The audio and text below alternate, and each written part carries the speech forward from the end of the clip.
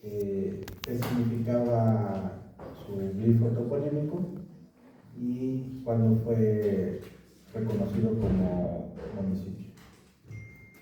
Yo estudié hasta la secundaria en El Oro, estudié la prepa en Toluca, luego en la Facultad de Humanidades estudié primero letras y luego ciencias de la información documental. Ciencias de la información documental es una carrera que tiene tres disciplinas, que es la de tecnología, la archivística y la documentación.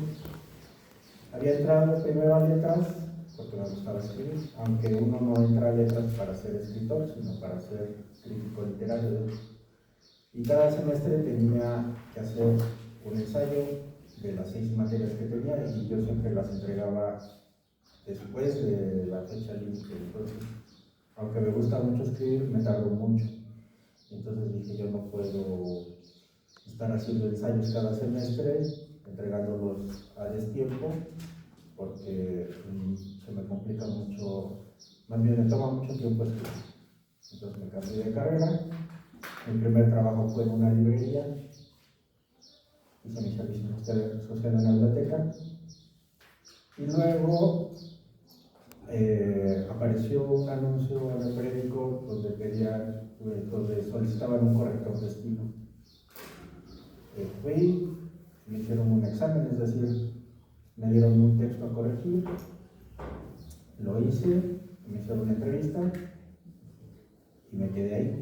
Ahí era el Instituto Hacendario del Estado de México, donde yo estaba en el área de la biblioteca, pero se editaba una revista que era Foro Hacendario y editábamos libros. Entonces mi primer trabajo fue editorial. Después de ahí trabajé en la radio universitaria primero, en Uniradio, y luego en Radio Mexiquense. En Radio Mexiquense tuve el mejor trabajo del mundo, que era programar música. Yo escuchaba música todo el tiempo y seleccionaba las canciones que a mí me parecía que eran más interesantes, se programaban, y luego yo al final de cada año hacía un recuento. Entonces ponía como que las mejores canciones para mi gusto. No tenía que ver con si eran canciones populares, si las pedían mucho en la estación, sino que yo les daba un valor artístico. Luego volví a la edición. De hecho, la edición fue mi primer trabajo, digamos. Bueno, no trabajo, sino mi primer acercamiento a la escritura. Cuando iba yo en la secundaria en El Oro, hice una revista que se llamaba Taller Libertad, que las hacía en fotocopias, era una hoja tamaño carta doblada a la mitad, la medio carta, y eso lo hice en segundo y tercer año de secundaria. Entonces eso fue lo primero que hice, luego sí me dediqué a la corrección, y luego volví a eso en la editorial del gobierno del Estado de México. Yo lo que hacía era corrección de estilo, pero un corrector de estilo no solamente tiene que revisar que el texto esté bien escrito, que no tenga faltas de ortografía, que tenga una buena puntuación, sino que luego surgen ciertas dudas que tienen que ver, que uno tiene que consultar con el autor para ver si ese dato en especial, alguno que yo tenga alguna duda, le digo, oye, ¿sí es cierto que es esto? O que las fuentes sean las correctas, ¿no? Yo lo que solía corregir eran libros de historia, libros de poesía, porque también gané un premio de poesía cuando estaba en la universidad, y libros de narrativa. Y entre todos los libros que corregí en 3 años en esa editorial, el que más me gustó era sobre teatro. A mí el teatro no me gusta, pero ese libro en especial, que ganó una mención honorífica en un concurso, yo me imaginaba todo lo que estaba ocurriendo en la obra de teatro. Luego ya hablé con el autor, el dramaturgo, que era un poblano, y me decía que en realidad ese guión lo había pensado para una película, y sí, exactamente. Yo cuando estaba corrigiendo y estaba viendo las escenas, pues me parecía muy complicado cómo podía uno montar esa obra de teatro. Entonces más bien era porque lo había pensado como un largometraje. Después de ahí, de esos 3 años, en la editorial del Gobierno del Estado de México trabajé en la SEP, también como corrector de estilo. Luego volví al gobierno, a la editorial del gobierno estatal. Y en 2014, hace 10 años, un amigo me dice: oye, acabo de leer Pueblo en Vilo, de Luis González y González.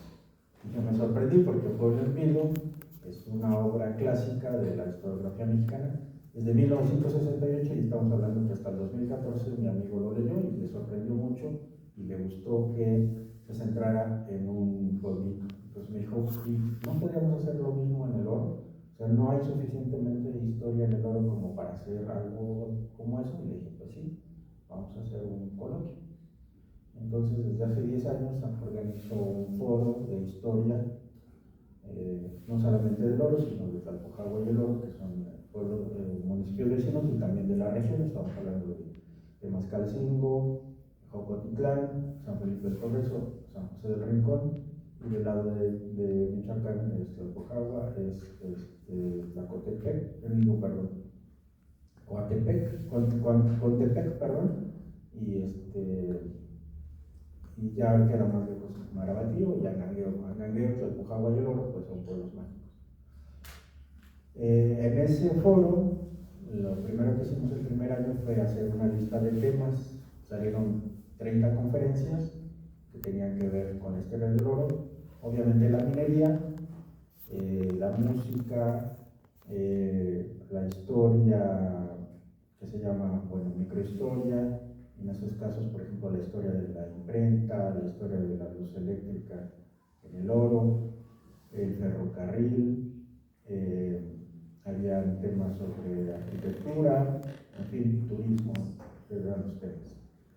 Yo en esa ocasión hice una ponencia sobre el gentilicio. Como les había dicho antes de esa experiencia, bueno, antes de ser cronista y de esa experiencia del 2014, en el 2013 hice una investigación sobre cuándo fue fundado el oro. Generalmente, cuando uno quiere hacer un trabajo sobre el municipio, acude a lo que se llaman las monografías, que yo diría que no es una buena fuente de consulta, porque generalmente esas monografías, los autores no hacen lo que yo luego hice, que fue verificar cada dato. Entonces, en la monografía del oro decía que hay una versión que dice que el oro fue fundado en 1772 y hay una segunda versión que es en 1787, y yo decía: no pueden haber dos versiones, o de dónde surgen dos versiones. Entonces hice una investigación y vi que el oro, hasta 1973 solamente se mencionaba que había sido fundado en 1787. En todas las fuentes decía eso. El oro fue fundado en terrenos de la hacienda de Tultenango, como real minero. Entonces yo decía: ¿de dónde surgió esto de 1772? Nada más son 15 años de diferencia y parecería pues, que no tiene ninguna importancia que haya una diferencia mínima entre uno y otro. Luego ya descubrí que había un libro de 1923, que no era un libro, más bien era una publicación comercial, que el único interés era más bien vender publicidad. Es un libro que se llama Estado de México 1323, 1923. Entonces había la mayoría de los municipios del Estado de México en 1923, y contaban más o menos la historia de cada lugar, pero además y sobre todo pues ponía publicidad de cada lugar. Entonces la publicación era un directorio, y ahí un autor anónimo, porque ni siquiera está firmado, dice que el oro fue fundado en 1772. Entonces luego alguien retoma esa fecha, ¿no? Y además cuando la retoma no menciona la fuente, sino simplemente dice: fue fundado en 1772. Entonces a mí me costó mucho trabajo primero descubrir cuál era la fuente, y luego ya que conocí la fuente dije: pues no tiene ninguna validez, porque además ese texto decía que en el oro había zapotecas. Entonces dije: pues el autor no sabe nada, ni siquiera del lugar, porque obviamente no hay zapotecas en nuestra región, los zapotecas son de Oaxaca. Entonces ya me pareció que era una fuente inválida. En ese primer foro de 2014, yo cuando iba a la secundaria, mi maestra de español decía, ¿cuál es el gentilicio de los de Oro? ¿Ustedes qué me dirían? ¿Cómo se le llama a la gente de Oro? ¿Cómo dirían que sería su gentilicio? Mexiquenses para los del Estado de México, mexicanos para los de la República Mexicana. ¿Cómo se llaman ustedes en su municipio, chicos? Temoyenses. ¿Y en el Oro cómo creen que se llama?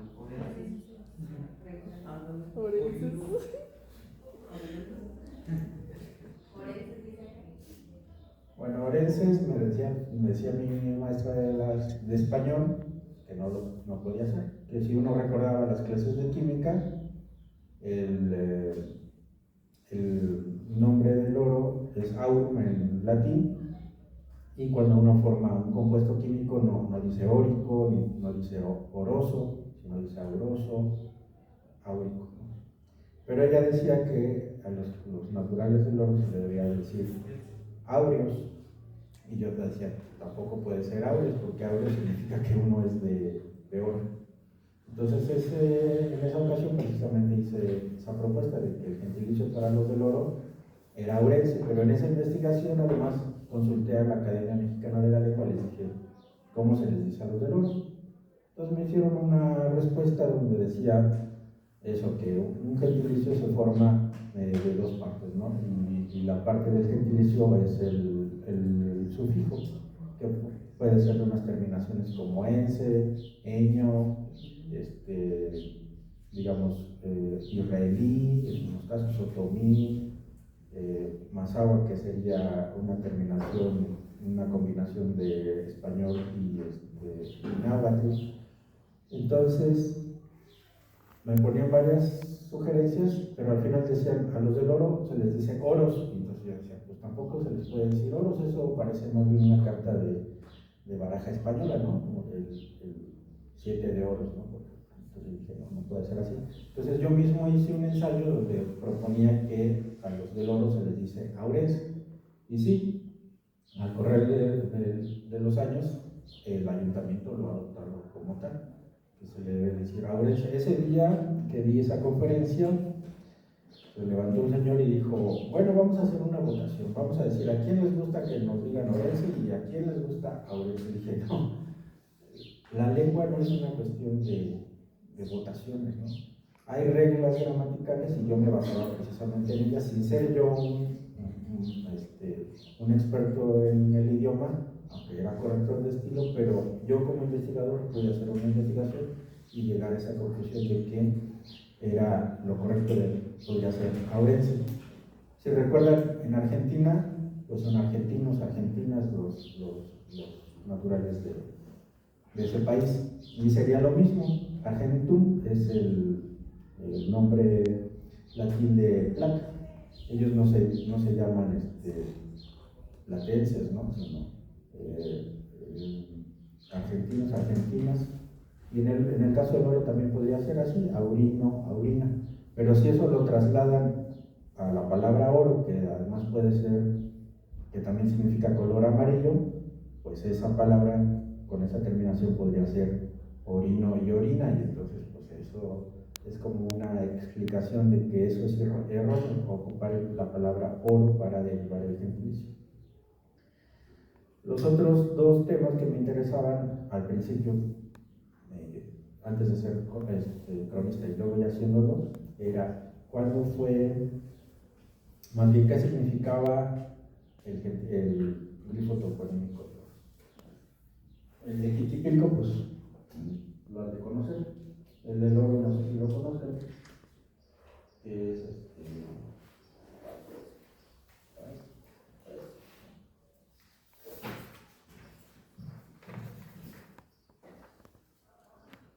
este de aquí es el que se ocupa. Puse aquí varios, esta es la investigación que hice en este momento. Este es el que se ocupa. pero para los nahuablantes esto es un lenguaje, no es simplemente un dibujo, no es nada más, ay, qué bonito está. Esta propuesta fue de 1966. Aquí hay varios elementos. Este es visualmente, digamos, es un cerro, pero no lo es más bien la representación, y además tiene una pronunciación que es un altepetlli, que significa que o es un señorío, o es una ciudad, no es literalmente un cerro, ¿no? Porque en muchos lugares es el cerro de, en realidad no es literalmente el cerro, sino la ciudad de, o el señorío de. Entonces esto es un cerro, aquí tiene un remate, que parece una bola de béisbol, acá tiene un monstruo de tierra, aquí hay una mano y acá hay unos lingotes de tierra. Entonces, esto se lo muestras a un nahuablante y te va a decir Xiuhtepochthomac. Y tú dices, Xiuhtepochthomac. ¿Y eso qué significa? Todo esto significaría en la cueva, esto es una cueva hecha a mano, en la cueva del cerro de las turquesas. Esta es la representación de la turquesa. Aquí se puede ver en el del centro con un poco más de detalles. Pero el oro tiene una representación que es esta de acá, así se representa el oro. Entonces, este de acá debería de ser el símbolo de nuestro municipio. Sería una traducción literal. Esto se dice Teocuitla, que significa residuo divino, para que vean realmente cuál era el valor que los antiguos mexicanos tenían acerca del oro. Para ellos habían piedras más que tenían un valor mayor que el del oro, que era la turquesa, por ejemplo, la obsidiana, sobre todo. Eran la turquesa eran piedras preciosas, y el oro no tenía un valor no tenía el valor que tenían para los europeos, ¿no? Entonces, el grifo toponímico del oro pues tendría que ser simplemente un círculo con una cruz en el centro y 3 círculos alrededor. Y esa sería una traducción exacta de el oro, y sería Teocuitla, y ese sería el símbolo. Esa investigación pues me tuve que documentar sobre ese símbolo y sobre por qué se había hecho esa propuesta. Lo que encontramos muchas veces en la investigación es que alguien hace una propuesta sin ninguna base, y luego la gente que no sabe, que es la mayoría, pues la acepta como tal. Entonces esa propuesta de 1936, que no tiene nada que ver con el oro, pues fue aceptada. Y pues también se puede desechar. ¿Sí? Lo malo es que ha pasado el tiempo y la gente cree que ese símbolo pues fue tomado de un códice, cuando en realidad alguien lo dibujó en ese año, además alguien del oro, pero no tenía ninguna base de lo que eso tendría, del significado que eso tendría, que no tenía nada que ver con el oro. El otro tema que me tomó un poco de tiempo entender era cuándo fue elegido el municipio de López. Y ahí también cometieron un error al principio. En 1982 entra como gobernador del Estado de México Alfredo del Mazo González, que era hijo de Alfredo del Mazo Vélez y que fue padre de Alfredo del Mazo Mas. Estamos hablando de Alfredo I, II y III. Bueno, Alfredo II, que era muy joven, que tenía 37 años en ese momento, le pidió a todos los municipios del Estado de México que hicieran una ceremonia de elección municipal para que hubiera una identidad entre los mexiquenses. De hecho, ahí debemos ese gentilicio de mexiquense. Antes de eso, y además cuando ustedes cantan el himno del Estado de México, dicen mexicanos por parte de provincia, y es que así se dice: yo soy mexicano 2 veces, ¿no? Soy mexicano porque soy habitante del Estado de México y lo soy porque soy del país. Pero en ese sexenio, bueno, que no lo fue porque él renuncia en el 86 como gobernador, empezó a mencionarse mucho esto de mexiquense. Y ahora nos parece muy normal decirnos mexiquenses, pero en ese momento también era muy raro. Lo mismo pasó en el oro cuando se empezó a decir somos abuelenses. Parece muy raro, pero bueno, con el tiempo lo adoptan y ya es de lo más natural. Entonces este gobernador quiere como fortalecer la identidad del Estado de México, insiste mucho en que el gentilicio sea mexiquense, que luego fue adoptado en 1985 por la Academia Mexicana de la Lengua. Y pues había ceremonias en todos los municipios, entonces cuando dan la orden de Toluca a las cabeceras municipales, en este caso al Oro, les dicen, pues hagan su ceremonia de elección municipal. En el Oro dicen, pues ¿cuándo fue fundado el Oro? Más bien, ¿cuándo fue reconocido como municipio? Y entonces solo tienen una fecha, que es el 14 de abril de 1901. Y dicen, pues esa, vamos a hacer la ceremonia. Pues esa fecha también es errónea. Esa fecha es del decreto, de la firma del decreto de la creación del Distrito Judicial del Oro, que sí es el 14 de abril de 1901, se separa de Ixtlahuaca y forma un distrito judicial propio. ¿Por qué era necesario que hubiera un distrito judicial propio para el Oro? Pues porque ahí era la segunda ciudad más poblada del estado después de Toluca, la capital, y ahí obviamente había muchos asuntos judiciales que la gente la tenía que tratar precisamente en Ixtlahuaca. Entonces trasladarse desde el Oro hasta Ixtlahuaca para resolver un asunto judicial pues no era práctico, digamos. Entonces se queda esa fecha, pero luego a un presidente municipal le parece que son muy pocos, 86 años, si estamos hablando de 1985 o de 1986, de 1901 a esa fecha pues le parece muy poco la creación del municipio de Oro, y él decide, el presidente municipal, que hay que aumentarle 50 años. Entonces inventan una fecha que no existe, que es el 14 de abril de 1851. Cuando consulta estas monografías, les digo que no son muy buena fuente. Pues sí hay alguien que dice, he consultado todos los decretos de la legislatura del Estado de México y en ninguna aparece que fue creado el municipio de Oro. ¿Qué es lo que pasa? ¿Por qué hablan de esa fecha? Pero como esas monografías no la habían realizado gente del Oro, pues no saben de cuál es el origen, y es muy difícil descubrirlo si uno no es habitante de él y si uno no tiene la curiosidad de saber de esa fecha. Entonces, ya investigando más, descubro que no fue en esa fecha, sino fue en 1867, el 1 de diciembre de ese año. Ese año termina la segunda intervención francesa. Fue una guerra de 4 años, de 1863 al 67. Bueno, a principios del 67, digamos, casi 4 años, entre el gobierno liberal y el Segundo Imperio, pues que tenía el respaldo de las tropas napoleónicas.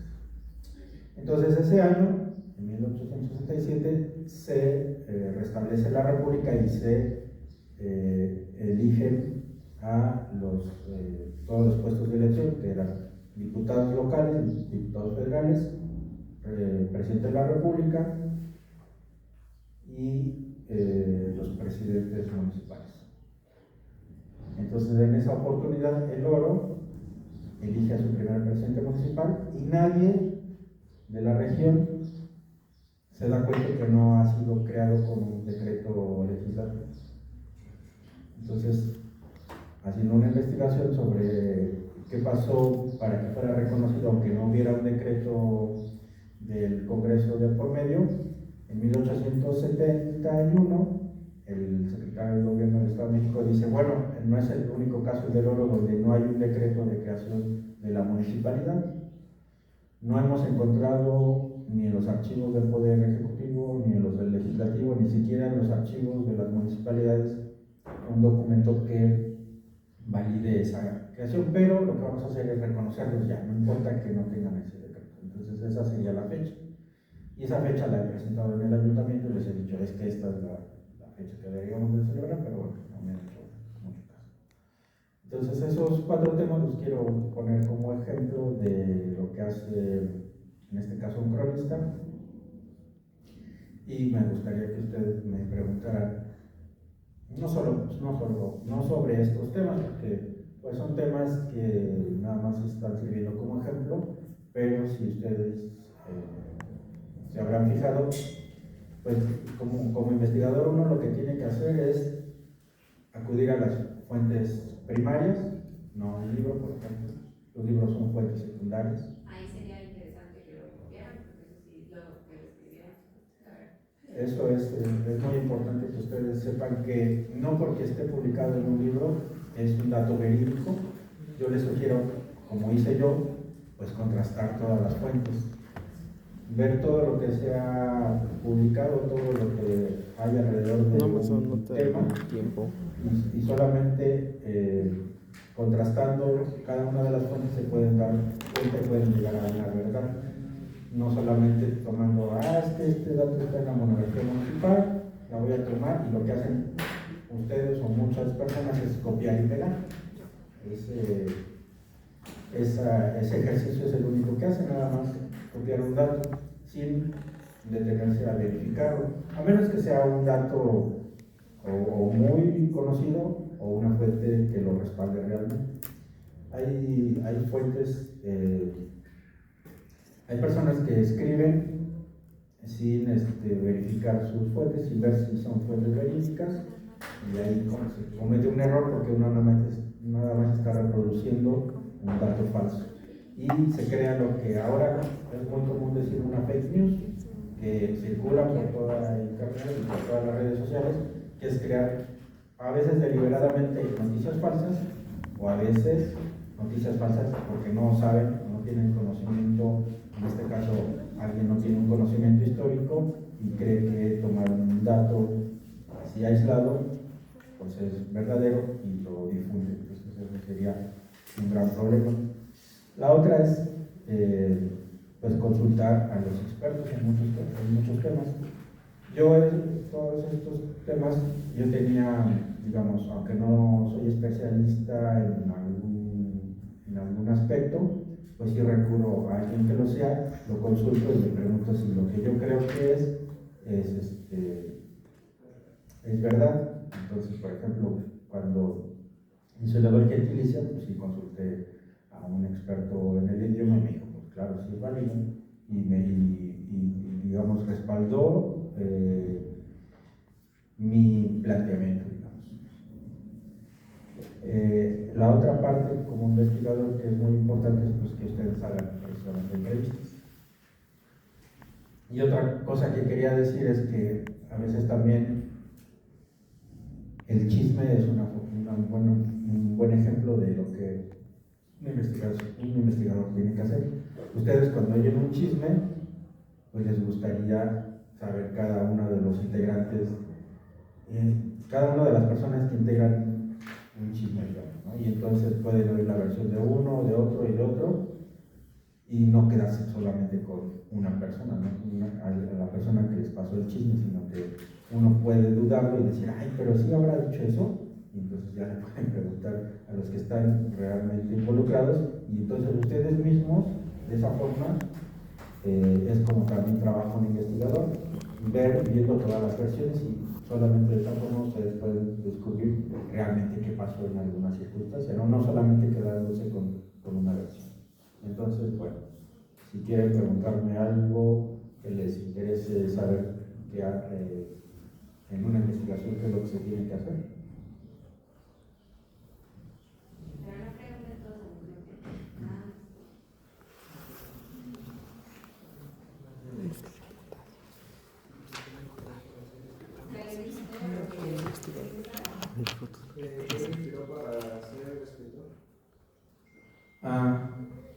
Bueno, eso tiene que ver mucho, en mi caso, con una historia personal. Yo crecí con mi abuela, y mi abuela era dueña de una refaccionaria, lo cual también es un poco curioso, ¿no? Que una mujer, a la muerte de su esposo, se haga cargo del negocio, que era una refaccionaria. refaccionaria y un taller mecánico. Entonces, yo en cierta manera, aunque tenía primos, no tenía hermanos, tenía primos y convivía con ellos, pues tenía a la mano publicaciones, revistas, periódicos, y creo que esa es una forma en la que uno tiene un acercamiento no solamente a la literatura, sino al periodismo en ese caso. A mí también me gustaba. Bueno, recientemente me di cuenta que yo sería un buen periodista porque sabría hacer como las preguntas adecuadas, pero creo que una buena forma ahora bueno, nuestra cultura es muy visual, entonces a lo mejor el acercamiento que ustedes pueden tener a la escritura pues es un poco complicada porque todo tiene que ver con imágenes, ¿no? Pero yo mismo, cuando era niño, pues precisamente las historietas también era una forma de acercarse a la ficción en todo caso, no solamente a la literatura, sino a la ficción. Entonces yo todavía conservo, bueno, aunque no en las versiones que yo leí, pero no sé si conozcan una tira cómica que se llamaba Falda, de Kino. Entonces ese personaje a mí me gustaba mucho y era una forma de acercarse a la literatura. Luego ya, aparte de los revistas, los periódicos que yo leía de niño y luego en la secundaria, pues empecé a escribir. Cuando uno empieza a escribir, empieza a imitar mucho de lo que ha leído, entonces toma un poco de tiempo que tú te forjes un propio estilo. Yo mi estilo lo fui descubriendo más o menos cuando tenía 20 años. Sí, 20, 22 años. Cuando tenía 22 años gané un concurso de poesía. Entonces yo creo que en ese momento ya tenía yo un estilo. Luego bueno, empiezas escribiendo versos, ¿no? A mí, por ejemplo, me gusta escribir poesía, pero no me gusta hacer versos con rima, por ejemplo, a mí me choca eso, sino más bien un verso libre. Luego me interesó la narrativa, que luego uno se puede confundir entre el relato y el cuento. Hay cosas que uno y otro género narrativo comparten, que sería la historia, pero al final la estructura es distinta. Y bueno, escribí cuentos para niños. Primero los escribí para un programa de radio, luego seguí escribiéndolos ya no para el radio. Y lo que he descubierto últimamente es que más bien soy bueno haciendo ensayos literarios o ensayos históricos, más que la narrativa o la poesía.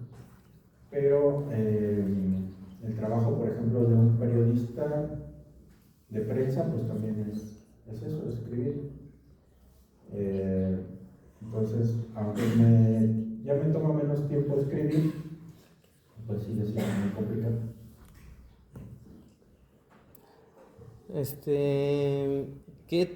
¿Cómo saber qué tema es bueno para hacer una investigación? Pues fíjate que hay muchas veces, bueno, primero empieza uno por temas que le interesen y de los que uno más o menos tiene mayor conocimiento. Pero luego yo lo que he hecho últimamente es tomar temas que no conozco. Y lo que empiezo a hacer es precisamente una investigación, o sea, documentarme lo más que puedo sobre un tema. Además me gusta mucho al momento de hacer un ensayo, establecer cronológicamente muy bien todo, cómo fue que pasó. Aunque luego cuando lo lees parece muy sencillo y parece que ya se ha publicado esa forma, yo he descubierto que no. Que todas las veces que hago ese ejercicio de narrar los hechos de forma cronológica, estrictamente cronológica, primero para saber cómo pasaron, no se hace y además me cuesta mucho trabajo, pero creo que sí sirve para entender un tema, en este caso un tema histórico, pero también en los temas literarios. Lo que hago es eso, es poner fechas muy precisas. A veces y además yo entiendo que la historia no es eso, ¿no? La historia no son nada más fechas. Yo sí, obviamente entiendo que hay procesos históricos más complejos de mediana y larga duración que uno debe de analizar. Esa es otra parte que también quería mencionarles, que un historiador debe analizar siempre. tiene que hacer un análisis lo más profundo posible de un tema y no hacerlo de forma superficial. Entonces, los últimos temas que yo he abordado son temas de los que no conozco, pero sí me interesa tratarlos. Por ejemplo, acabo de descubrir que en los años 60, en Atlacomulco, había un profesor de la secundaria número 23, que ahora se llama Isidro Favela, que anualmente publicaba una revista. Y él hacía toda la revista. Y luego, preguntándole al cronista de San Felipe si conocía a ese profesor, me dijo, claro, fue mi profesor en la secundaria, pero además él no había pensado en ser profesor. Se le abrió la oportunidad de ser profesor y además era un profesor que sin tener la preparación tenía la curiosidad de investigar, y entonces lo que hacía era precisamente hacer una revista escrita con toda cumpliendo con lo que hace un investigador. Aunque él era un director de una escuela secundaria y que no tenía la preparación como tal, pues sí era un lector voraz. Entonces acudía a muchas lecturas de su interés y luego hacía esta revista que era anual. Pero además lo curioso de ese profesor es que su oficio era de tlachiquero, se llama, ¿no? Los que hacen pulque. Entonces, pues él finalmente era un... Y las clases que daba, por ejemplo, él me contaba que le daba la clase de física. Entonces, pues creo que muchas veces tiene que ver con nuestra capacidad primero de reinventarnos, porque él podría haber vivido toda su vida produciendo pulque, pero pues hizo un giro a su vida y pues se fue superando a sí mismo. También eso es algo que uno tiene que hacer. Yo a veces pienso que lo que yo hago como historiador, no estoy en ningún caso compitiendo, pero luego sí descubro que hay farsantes que hay que dedicarles un buen ensayo para desenmascararlos. A mí me ha pasado que en Tlalpujahua pues hay un chamaco que es ingeniero, que cree que la historia es una colección de datos aislados y ha estado publicando cada barbaridad que yo he tenido que decir que no es cierto por eso, por eso, por eso. Y en cada caso explico cuál es la historia real. Y cuando uno hace eso, pues le dicen es que le tienes envidia. Yo realmente no le tengo envidia a alguien así, pero sí es importante que enfrentemos ese tipo de situaciones en las que hay gente que publica cosas que no son ciertas, que se esparcen como fake news, aunque la gente no lo sepa, y si es necesario corregirlos en este caso. Además, bueno, como yo soy corrector, pues también no puedo dejar de hacer eso, de corregir siempre que hay un error. ¿Sí? ¿Cuál es su método de investigación? Pues no podría teorizarlo, ¿no? Yo más bien ya es en la práctica, lo que siempre hago es documentarme sobre un tema. Siempre primero veo todas las fuentes. Sí soy muy obsesivo en el sentido de reunir todo lo que se ha publicado sobre algo. Y luego ya teniendo eso, las notas a pie de página siempre te remiten a las fuentes originales. Entonces, luego lo que tiene que hacer uno como investigador es acudir a los archivos o acudir a las fuentes primarias. Entonces, ya una vez que sé exactamente cómo ocurrió algo, pues ya hago un ensayo. Te puedes documentar, bueno, con las fuentes publicadas, y la otra pues es lo que decía. En muchos casos tienes que hacer entrevistas porque hay mucha información que no se ha publicado y que la tiene, pues sí, una persona viva. O en muchos casos, y bueno, ya recientemente lo que uno hace es ocupar fuentes audiovisuales, ¿no? No solamente las escritas, sino también los videos, los audios, las fotografías. Las fotografías también aportan mucha información. Y ustedes, como estudiantes de arquitectura, pues obviamente ese tipo de información, la que está en fotografías que tienen, digamos, en una restauración, pues esa es información que a ustedes les sirve mucho. Hace poco un arquitecto me donó una colección fotográfica del oro de 1973 y uno puede ver que habían unas fachadas preciosas que ahora ya no existen, lamentablemente. Entonces, todos los documentos, de hecho, cuando estudié la carrera, pues precisamente yo le preguntaba al maestro, bueno, ¿y qué? Las ciencias de la información no bastaría con que se llamara así la carrera, ¿por qué tiene que ser ciencias de la información documental? Decía, bueno, es que esto, UMB, pues es información, pero una información documental, pues es más que eso, ¿no? Es más que un símbolo como el extintor, te está aportando una información, pero una información documental, pues tiene que ver, el documento de hecho es no solamente el papel, el documento también es un audiovisual, el documento es una fotografía. De hecho, todos esos repositorios, en todos esos repositorios, yo si hubiera seguido trabajando, podría haber estado en cualquiera, o sea, no solamente en una biblioteca, en una hemeroteca, en una fototeca, en una pinacoteca, que sería donde hay pinturas, en una fonoteca, no sé si ya lo mencioné, en una cineteca. Todos esos son documentos que aportan información, no solamente el papel, ni no solamente el escrito, pues, o sea, toda la información audiovisual o visual nos aporta información, que es información documental.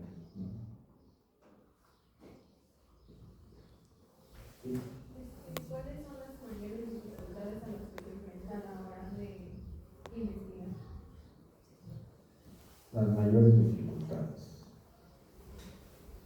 Pues yo creo que así a bote pronto diría que el tiempo, porque yo tengo muchos temas que investigar y no me doy abasto.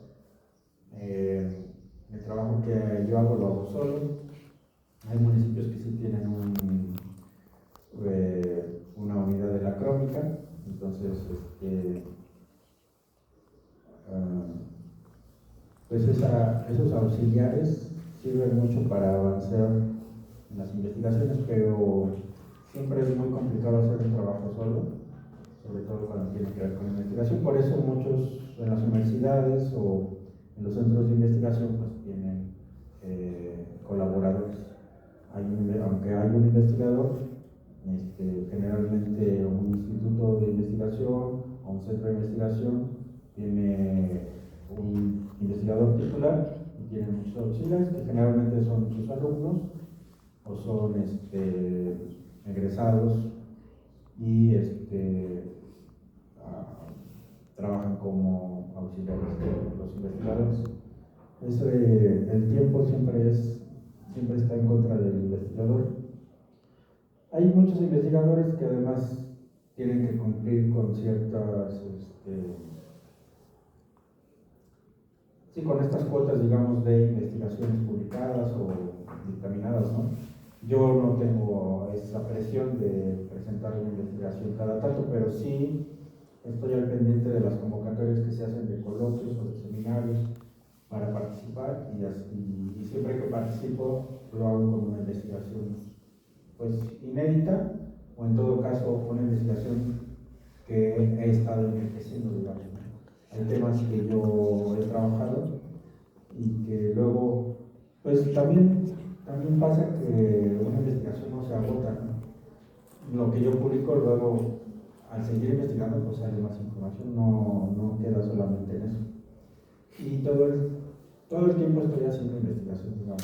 No tengo eso, porque es un tema que me interesa mucho, pero además también estoy al pendiente de lo que se está publicando sobre el oro y su región, para luego invitarlos al foro que hago cada 2 años. Los primeros 5 años los hice anualmente y luego ya cada 2 años. Este año, de hecho, lo voy a hacer de forma de videoconferencias, pero pregrabadas, no en vivos, pregrabadas, porque no sé si les ocurra que a partir de la pandemia pues se han hecho muchas conexiones virtuales, pero en regiones rurales como las nuestras, pues esa a veces no funciona, a veces generalmente se va la luz o hay una mala conexión de internet, entonces es muy frustrante que estés transmitiendo en vivo y que diga no se oye, ya se perdió la señal. Entonces lo que voy a hacer este año más bien es que se graben las conferencias y que se transmitan luego en Facebook. ¿Algún otro problema que uno haya enfrentado? Más bien, más que problemas, es que luego sucede que las investigaciones que uno presenta no son tomadas en cuenta. Y eso no solamente pasa en el caso de un historiador, sino pues en un montón de cosas. Mi hermana es arquitecta, está ahí al fondo. Hemos hecho proyectos para el oro, que son proyectos pues muy bien pensados y muy bien hechos, y no son tomados en cuenta. Entonces ese trabajo de investigación que toma tiempo en realizarse y que uno piensa que es importante que se tome en cuenta, al final pues no se le da el valor que tiene. No sé, pues ese sería, más bien a veces es muy frustrante eso, que el tiempo que yo dedico a la investigación, que además necesito dedicarle mucho tiempo, pues luego, bueno, yo espero que en el futuro, cuando yo muera, ya alguien retome mis investigaciones y diga, ay, mira, era muy buen investigador. Pero por ahora, el trabajo que hago pues es poco valorado. Para usted, ¿por qué es importante recapitular la historia así del municipio, del estado? Pues creo que es muy importante la historia porque nos explica siempre el presente.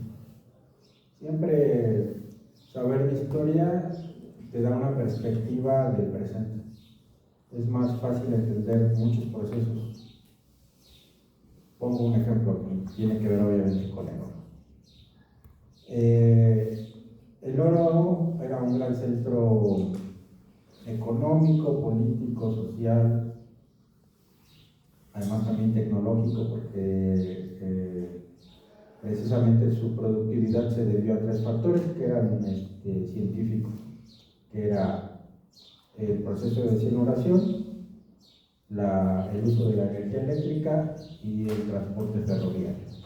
Esos 3 factores hicieron que el oro tuviera una producción enorme de minerales. Ya que era un foco de movimientos sociales, Acambay, Temascalcingo y Atlacomulco se unieron para contrarrestar esa hegemonía que tenía el oro. Ese grupo, que se llama ATA, que además ustedes pueden ubicarlo porque hay una avenida en Atlacomulco que se llama Avenida ATA y hay un centro comercial que se llama ATA, eso significan esas 3 siglas, esas 3 iniciales de Atlacomulco, Temascalcingo, Acambay. Ese grupo político luego se convirtió en el grupo Atlacomulco, que no sé si ustedes hayan oído hablar de él, pero era un grupo que imponía a los gobernadores en el Estado.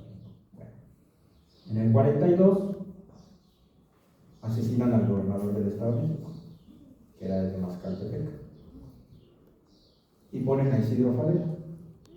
Isidro Favela lo que hizo fue convertir a Atlacomulco, que era una ranchería, que además ni siquiera tenía estación del ferrocarril, lo convirtió en un nodo de comunicación terrestre. Ahora es más fácil que ustedes vean que hacia Atlacomulco parten un montón de rutas. hacia Guadalajara, hasta Morelia, de Acambay te vas hacia el Bajío, hacia el norte del país. Ahora mismo de aquí se puede tomar el arco norte. Entonces, ese tipo de conexiones terrestres en realidad favorecen a un grupo político. Porque bueno, sabemos que ellos son dueños, en principio, de las líneas de autobuses. Entonces, que haya esa frecuencia en la circulación, pues beneficia a ese punto porque bueno, se ha convertido en un punto económico. O sea, todos los beneficios económicos se dan ahí en ese punto.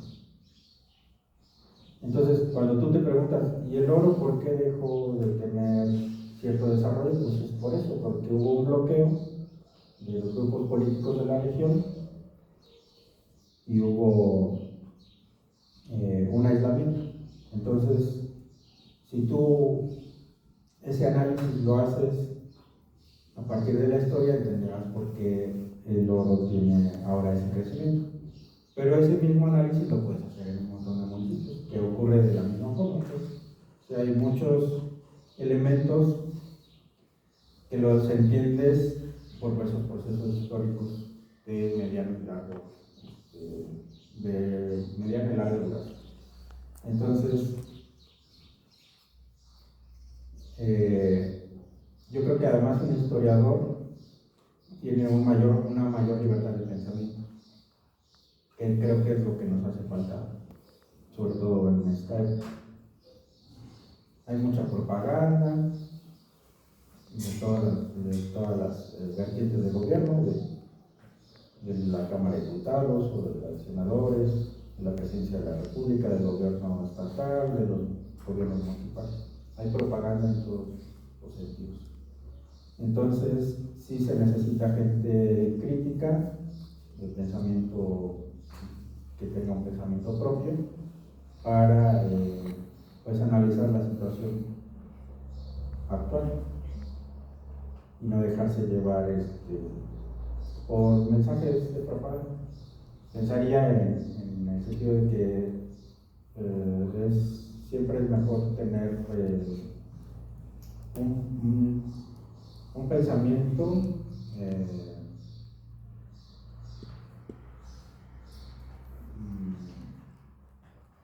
que abarque la mayor información posible, que uno esté informado de muchas fuentes y sepa discernir entre lo que puede ser una mentira y lo que puede ser verdad. Entonces, sí creo que hay que informarnos partiendo de todas las fuentes posibles y que siempre hay un mensaje detrás. Entonces también no creer en primera instancia lo que se dice, sino en muchos casos pensar en qué sentido se quiere dar ese mensaje. Y uno como historiador también se encuentra con ese tipo de problemas, que tienes que ver en realidad cuál era el sentido de algo que estaba pasando, que superficialmente podría uno interpretarlo de una forma, pero si combinas toda la información que tienes, descubres realmente qué es lo que estaba pasando. Y lo malo es que eso lo puedes hacer hacia el pasado.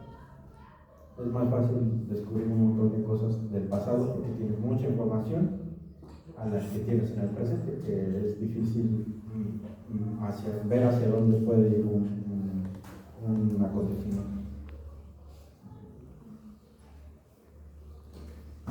¿Se le ha recompensado por su trabajo? Bueno, como cronista, sí tengo un sueldo, no es muy bueno, pero es suficiente para seguir haciendo investigación. No pido viáticos, por ejemplo.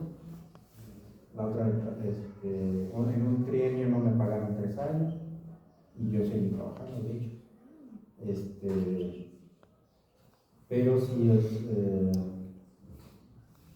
es apasionante poder dedicar a la investigación. Es muy satisfactorio. Que yo en mi caso he hecho descubrimientos sobre el oro que no se habían publicado antes porque no se había hecho una investigación profesional. Y esa es otra cosa que me faltaba decirles. que hay que ser muy profesional en el trabajo de investigación. Y eso significa, pues, bueno, en mi caso, ser muy honesto en cuanto a lo que doy a conocer, porque luego lo que hacen muchos cronistas es exagerar cosas que no vienen al caso. Entonces, no me gusta exagerar. Yo creo que en la historia, no solamente del oro, sino la regional, que es un tema más bien que me interesa, no solamente la historia municipal, sino la historia regional me interesa mucho, pues es muy rica en sí, nada más que hace falta dedicarle un estudio formal a ello.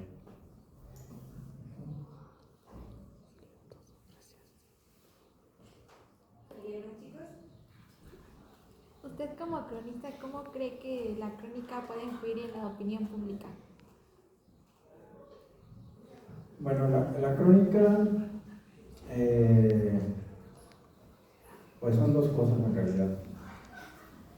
Si ya se hubiera contado la historia del oro como realmente ocurrió, yo estaría haciendo la crónica del presente. Por eso es uno cronista. Yo tendría que estar contando lo que está pasando ahorita en mi municipio o en la región, contando las fiestas, entrevistando a la gente mayor, pero como la investigación histórica sobre el municipio no se ha hecho, pues ahorita estoy en eso, en tratar de contar cómo realmente fue la historia, lo cual pues sí me ha tomado un poco de tiempo, pero en realidad lo que haría un cronista, y además hay distintos tipos de cronistas, pues es contar el presente. O sea, por ejemplo, en los deportes, yo prefiero decir que son cronistas deportivos, que luego les dicen narradores, ¿no? Cuando uno está viendo un partido de fútbol dice el narrador, bueno, pues eso no es un narrador en realidad cuenta una historia ficticia y además la crea, la inventa. Lo que hace un cronista deportivo es contar exactamente cómo están ocurriendo las jugadas, ¿no? Un narrador. Eso creo que sería uno. También hay fotoreporteros que son cronistas. O sea, un fotógrafo de prensa en realidad está haciendo una crónica fotográfica, que puede ser obviamente una crónica audiovisual, que podría ser un documental. Eso es también un cronista. Crónica deportivo, un fotoperiodista, un documentalista. Y los cronistas, pues sí, lo que tendrían que estar haciendo es contar en el presente, pero para que luego se convierta precisamente en una fuente primaria para un investigador en el futuro. O sea, yo podría estar contando ahorita cómo va a ser Semana Santa, aunque a mí como cronista hay temas que no me interesan, aunque yo debería de abarcarlos. No me interesa, por ejemplo, las leyendas, no me interesa la economía, no me interesa las fiestas religiosas, en tanto que hay mucha gente. Uno está ahí en un mar de gente tratando de ver lo que está ocurriendo. Entonces, a veces la opinión del cronista podría ser muy importante en proyectos, hablando por ejemplo de arquitectura. Es muy importante la opinión de un cronista cuando se trata de hacer ya no digamos una restauración, porque eso lo hace un profesional, pero sí cuando se piensa en hacer una remodelación o una rehabilitación, que le dicen de más manera, pues sí, la opinión de un cronista que sabe sobre la historia de un municipio pues debería de ser tomada en cuenta. Pero la mayor parte del tiempo no voltean a ver al cronista, aunque es el que tiene la mayor información posible. A mí hace 3 días me habló un director del ayuntamiento para preguntarme sobre la Casa de Cultura y me llamó a mí porque sabe que yo tengo la mayor información sobre pues, varios de esos temas. Entonces son pocos los funcionarios que saben que pueden recurrir a mí para un tema o una información que ellos necesitan. Y generalmente la gente se acerca poco a mí, pero por mi propia personalidad creo, y eso también es un problema, porque yo soy muy abierto en cuanto a aportar la información que me soliciten, pero pues, no sé, mi aspecto a veces causa, pues no sé, no mucha... ¿Cómo? Sí, tal vez eso, porque eso, a lo mejor creen que soy, que tengo un mal carácter o no sé, entonces a veces hay esa barrera en acercarse a un especialista porque te causa, no sé, algo que impide que te puedas acercar, cuando en realidad los investigadores, la mayor parte de ellos son muy accesibles y te brindan la información.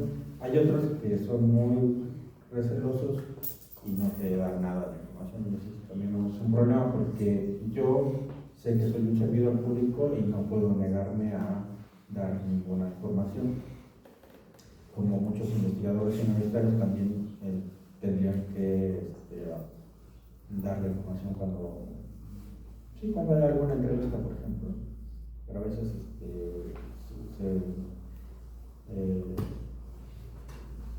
sí rechazan dar mucha información, sobre todo también cuando hay investigaciones en curso.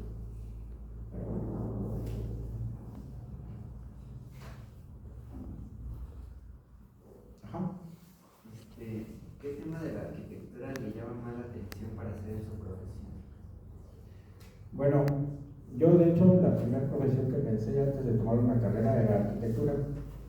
Era una disciplina que a mí me interesaba mucho. Luego pensé en psicología, pensé en medicina, en agronomía, en sociología. Al final pensé un poco en derecho. Pero la arquitectura a mí me interesa mucho desde muy joven, digamos, porque me parece un arte. La arquitectura me parece que es una disciplina artística y el arte es una profesión que yo envidio mucho. Admiro mucho a los pintores o pintoras, a alguien que realiza escultura, y la arquitectura me parece que está dentro de las bellas artes. Entonces, a mí en la arquitectura me gustan mucho los detalles cuando tienen que ver con algo histórico, porque están llenos de detalles. Como que tenían todo el tiempo del mundo para hacer un montón de detalles de la arquitectura, pero también soy sensible a la arquitectura moderna, también me gusta. Eso, a veces en el brutalismo, por ejemplo, hay cosas que me interesan de eso. Pero la arquitectura también tiene que ver con el tiempo. La arquitectura, por ejemplo, en el oro es un atractivo turístico porque se ha conservado el aspecto de una ciudad de principios del siglo XX. Pero uno ve la arquitectura actual y pues no tiene ningún valor. Entonces uno puede ser sensible a ese tipo de cambios en el tiempo y decir, pues se podría imitar ese estilo. De hecho se ha imitado. Hay 3 inmuebles que a primera vista uno pensaría que son contemporáneos del Teatro Juárez o del Palacio Municipal, y no, son de reciente factura, digamos. El Mercado Municipal y el Oro Club imitan los estilos clásicos de la Ciudad del Oro, pero fueron construidos en los años 80 y en los años 90, entonces también una forma de conservar el tiempo, la arquitectura, el estilo que pueda haber prevalecido en una época. Pero hay épocas en las que la autoconstrucción, pues a ustedes creo que no les agradaría porque hay trabajos que se podrían haber hecho muy bien con la guía de un arquitecto, y en la autoconstrucción pues lo que generan es un paisaje urbano pues lamentable. También me gusta mucho el paisaje, que es otra característica que tiene el oro. Tiene tanto arquitectura histórica como un paisaje natural que lo hace atractivo. Y este arquitecto que hizo estos dos inmuebles que les digo de hace 30, 40 años, pues era un especialista en la arquitectura del paisaje. Aunque en ese caso no lo aplico, pero sí hay que pensar en las edificaciones como parte del paisaje. Eso también me interesa mucho. Que una construcción es hecha a perder el paisaje por su mala apariencia. ¿Qué edificación le llama la atención para hacer una crónica? Ah, sí, eso es muy interesante. Sí he conseguido libros sobre arquitectura porque precisamente me gustaría hacer crónicas de los inmuebles, que sí hay que tener mucha información al respecto, no simplemente escribir lo que uno pensaría a primera vista. Sí hay que tener conocimiento de eso y no siendo un especialista, pues sí han estado documentando para hacer una crónica. En el caso del oro, sí hace falta esa crónica de la arquitectura, porque las guías de turistas, los guías o los tours de turistas, pues dicen barbaridades acerca del estilo arquitectónico. Entonces, a mí me interesan mucho los inmuebles históricos y sí debo intentar hacer una crónica que sobre eso. Aquí lo que descubrimos en la región, luego son construcciones muy hermosas que pasan desapercibidas. Entonces creo que como cronista esa sería una tarea pendiente, incluir edificaciones. De hecho, ahora que veníamos de camino encontramos un par de ejemplos de eso que sí pues se van perdiendo. Allá mismo en el Oro hay una colonia que le decimos el Atorón, que ayer mismo la estábamos recorriendo, y sí ya son muy pocos los ejemplos de inmuebles históricos que no lo son en el sentido de que sean inmuebles públicos, sino que son privados, pero sí conservaban muchos elementos de la época y ya los están demoliendo, por desgracia, y empleando materiales que no son los adecuados, ¿no? Porque pues, las edificaciones eran de adobe, pero pues sí, el adobe pues, es un material que sirve muy bien para una casa habitación, y ahora pues son bloques de qué son así muy grandes, pero en fin. Sí. Hasta ahorita, ¿cuál ha sido su investigación más relevante, más importante? Pues descubrir que el oro fue capital del gobierno del Estado de México en 1863, esa ha sido creo que la más importante en cuanto al oro.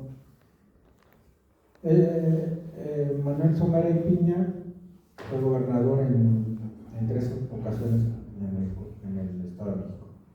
2 veces lo fue en 1863 y luego lo fue en 1871, por 3 meses. Él era de la Ciudad de México, pero fue escribano público en Toluca y de hecho en la región. Hace rato que mencionaba Antemoaya, pues está impresa su rúbrica en muchos documentos de propiedad de Temoaya. Él, igual que Juárez, el ejército francés toma la ciudad de Puebla, se dirige hacia la Ciudad de México. Juárez, que entonces era presidente, se va hacia el norte del país.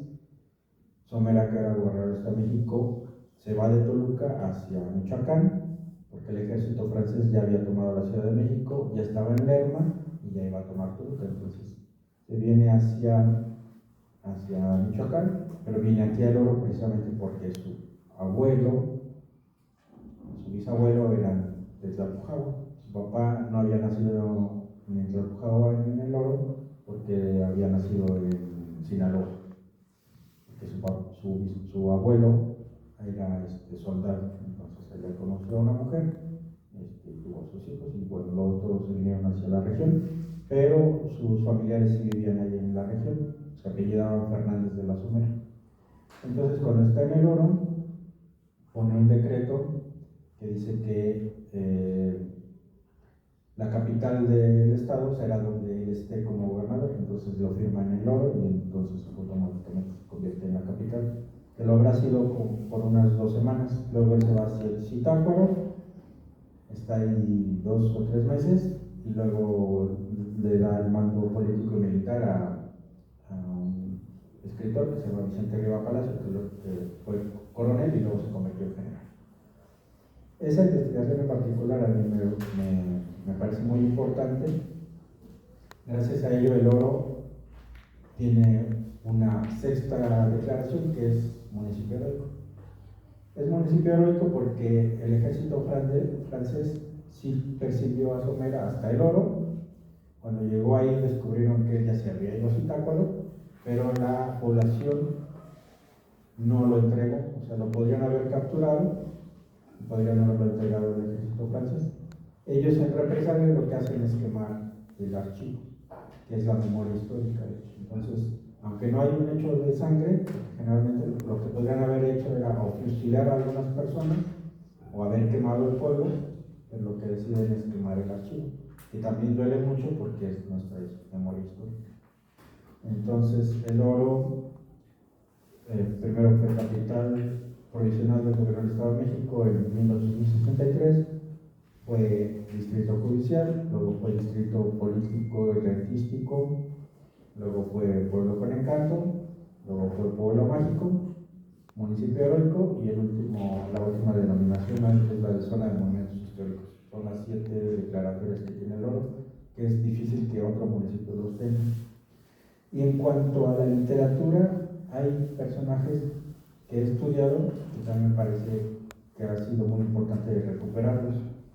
Una cuentista de Tlalpujahua muy buena, se llama Amalia Guerra, hice un ensayo sobre ella, lo publicó la Universidad de Guadalajara en una antología que publicaron hace 2 años, me parece. Hay otra cuentista del oro que se llama Belia Marmolejo Pat, que es muy buena, pero nada más tiene 2 libros. Y ahora estoy estudiando más personajes que han escrito y que tienen que ver con la región del oro y Tlalpujahua, porque es un antiguo distrito minero y los sigo contemplando los dos, aunque sea uno del estado de Michoacán. Pero creo que eso es lo de Somera y los escritores que he estado rescatando son las principales investigaciones que he hecho. Bueno, que a mí me satisfacen mucho haberlas hecho.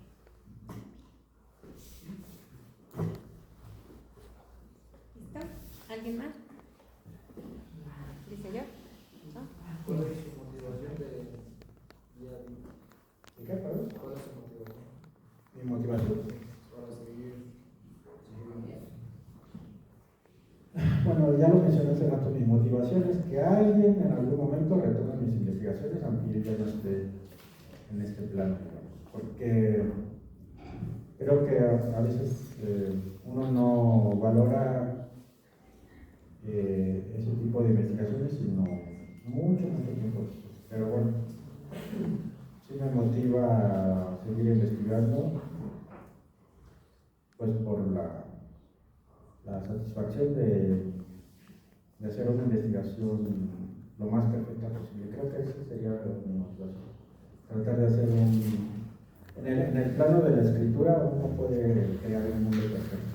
Eso creo que es lo que me atrae mucho. Que uno puede construir un mundo en papel. Y en ese ámbito es posible y y es perfecto, digamos. Entonces, lo que pensaría que ustedes a lo mejor lo pueden trasladar a una construcción, ¿no? Que sea lo más perfecta posible una casa o un edificio. Creo que eso sería mi aporte. ¿Hasta qué punto lo ha llevado su investigación?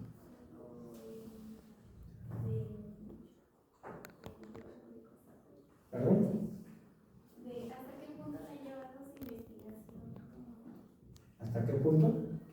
¿En qué sentido? ¿A qué lugares? Ah, ¿Qué cosas? bueno, una muy curiosa. Cuando yo estaba trabajando en radio, también hacía guiones. Entonces, la directora de radio me encargó hacer unas cápsulas que fueran sobre historia.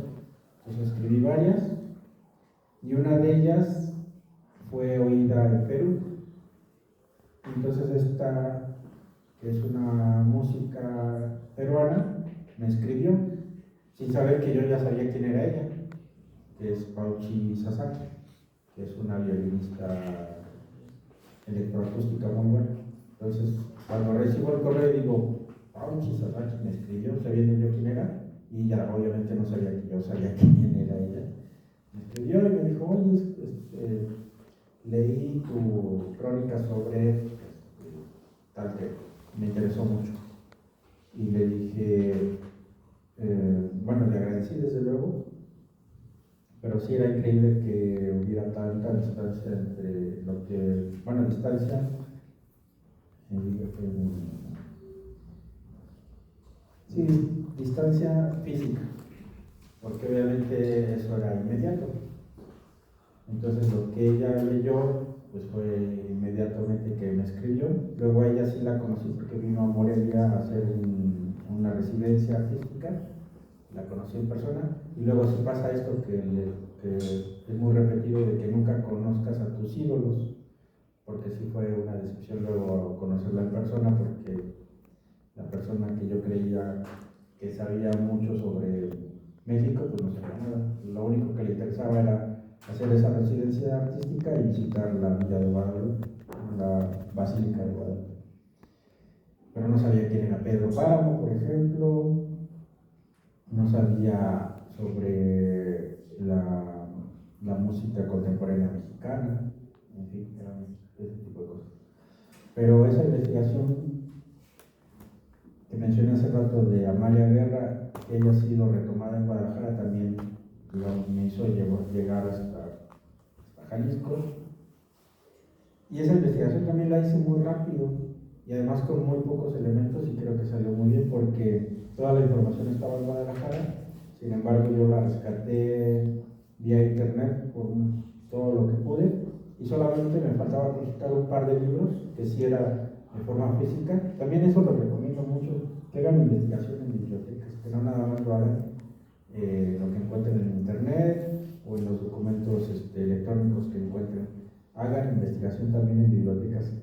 Eso lo descubrí en dos investigaciones, pero les voy a mencionar esta primera. Me faltaban solo muy pocos libros de consultar sobre Amalia Guerra, solamente los podía encontrar en Guadalajara. Entonces un día me fui a las 12 de la noche de Atlacomulco, llegué a las 6 de la mañana a Guadalajara, esperé un poco de tiempo en la terminal para que llegara al momento en que abría la biblioteca de la Universidad de Guadalajara. Ya sabía yo exactamente qué libros iba a buscar. Fui, dije, a lo mejor me toma todo un día, en realidad me tomó 2 horas, y esas 2 horas fueron suficientes para terminar mi investigación sobre Amalia Guerra. Entonces, yo había considerado que podía tomarme un día entero, pero como ya sabía exactamente qué es lo que buscaba, pues fue muy rápido, y ese día me pude regresar a él. O sea, ya no tuve que pagar un hotel, que era ese tipo. Esos luego son los tipos de obstáculos que no tienen muchos recursos. Entonces sí era preferible ir y regresar a ir, quedarme y luego regresar. Esa era una. Pero la otra tiene que ver con una colección que tiene la UNAM que se llama Vindictas, que es cuestionable en el sentido en que son autoras mexicanas rescatadas por mujeres. Cuando, por ejemplo, yo he escrito sobre Amalia Guerra y es una mujer, y no veo por qué tenga que ser exactamente otra mujer quien haga un estudio sobre una cuentista. En este caso, la UNAM publicó una novela de Gabriela Rábago Palafox, que no se había reeditado, pero precisamente el prólogo tiene muchos errores, y es porque la autora solamente se basó en lo que encontró en internet. Yo lo que hice fue acudir a la UNAM, al Instituto de Investigaciones Filológicas, y encontré todos los libros de ella. Y eso mismo lo podría haber hecho la prologuista, o sea, podría haber acudido a una biblioteca, podría haber conseguido los libros que ha publicado y haber hecho un mejor estudio. Entonces, a lo más que me he llegado, pues sí ha sido en Perú, Guadalajara, y ya, porque cuando era estudiante acudí a un coloquio en Tuxtla Gutiérrez, pero pues era una ponencia sobre una biblioteca regional histórica, que fue importante, pero bueno, pues fue un proyecto que no se llevó a cabo, que estaba pensado para que un museo de Tlalpujahua tuviera una biblioteca de historia regional, pero fue un proyecto que no se realizó. Y pues sí, creo que esos serían los que por el momento recuerdo. ¿Y cómo supo que se quería dedicar como cronista después de que tenía opciones de carrera como arquitectura y medicina? Bueno, yo más bien, mi mayor experiencia es editorial. De hecho, ahora mismo corrijo libros y los edito. Desde el 2018 llevo 10 libros publicados. Y eso también tiene que ver con la pregunta anterior de hasta dónde llega uno. Entonces, realmente ya tengo un cierto prestigio como editor, entonces ya más bien me buscan y me encargan de editar libros. Ahorita mismo estoy editando un manual de terapia de pareja. O sea, todos los temas que yo puedo corregir son muy diversos, y el siguiente libro que voy a corregir va a ser sobre un diálogo de la autora con Jesús, por ejemplo. Y otro que me van a encargar, pero eso no es muy seguro, en mayo, es sobre la Cámara Mexicana de la Industria de la Construcción, que cumple 40 años en el Estado. Entonces, pues sí, si solamente tuviera mi trabajo como cronista, pues no me alcanzaría para nada. Entonces, una parte de mi trabajo es la de editor. Y ese trabajo me gusta mucho, y sí tiene que ver también con la investigación, porque yo mismo cuando estoy corrigiendo, como les decía al principio, un libro y tengo alguna duda sobre algo que está ahí escrito, lo consulto con el autor, y luego el autor no sabe, yo mismo hago una investigación muy breve sobre ese caso. Sí me ha pasado, de hecho, en cada libro que he publicado, de hecho de Temuán ya he publicado 4 libros, con Jesús Arzate de Cerril, que es el cronista municipal, y el último de ellos se llama Memorias de un charro, que es sobre Octavio Chávez, charro de Toluca. Entonces, hay una foto donde él está en La Habana, y Jesús y él, bueno, Jesús le había preguntado a Octavio, don Octavio, quién era el que aparecía en la foto, y decía Fidel Castro. Y yo vi la foto y dije, pues claro que no, es su hermano, que es muy parecido, pero es Ramón Castro Ruz. Entonces, ese tipo de detalles como editor forman parte de investigaciones, aunque sean muy pequeñas, pero son las que tengo que realizar para que el libro luego no tenga este tipo de errores de que digan, ¿cómo es posible que hayan puesto que Fidel Castro, que nadie se dio cuenta de eso, pues y yo como editor me tengo que dar cuenta de eso. Y ese gusto, pues lo descubrí, pues sí, cuando era en la secundaria, cuando hice mi primera revista, y luego cuando empecé a hacer corrección de estilo. Pero el de cronista llegó sin que yo lo buscara. Yo no buscaba ser cronista porque es... Bueno, ahora veo que abre muchas puertas. Cuando hago una investigación es muy importante decir que soy cronista y me dan la confianza para hacer ciertas investigaciones, pero yo no lo había contemplado como una aspiración. Lo que pasó en ese momento es que, como estaba organizando ese foro de historia y cultura del Oro, el que era cronista me dijo, ¿por qué no me reemplazas? Yo ya no quiero ser cronista. Y bueno, y fue a partir de que él hizo la propuesta del Cabildo que me eligieron como cronista y luego he sido ratificado en 4 administraciones. Todavía soy cronista en funciones, pero en mayo espero que me vuelvan a reelegir por otros 3 años.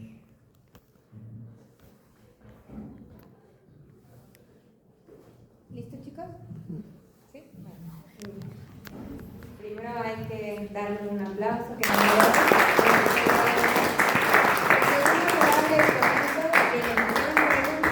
pueden usar esta entrevista para su trabajo. Quienes no hicieron, pues van a tener que hacer las entrevistas a las otras personas, ¿vale? Entonces, igual nada más comentarles como tarea, les pido que busquen información porque seguro no sé si las conocen, algunas de las palabras que dijo, anoten las palabras para que las busquen. Es monografía,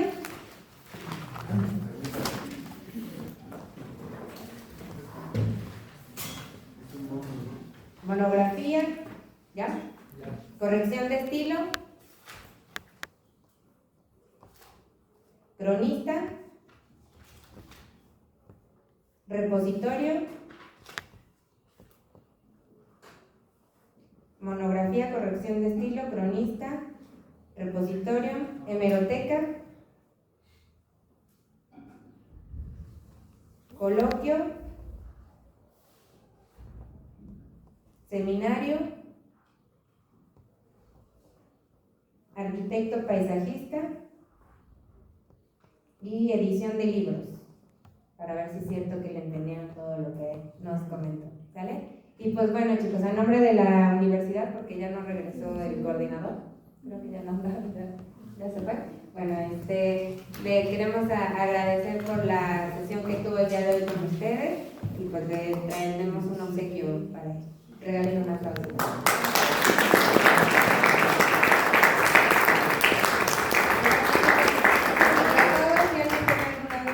Todavía va a estar aquí con nosotros y si no, pues nos vemos en la siguiente clase. Gracias.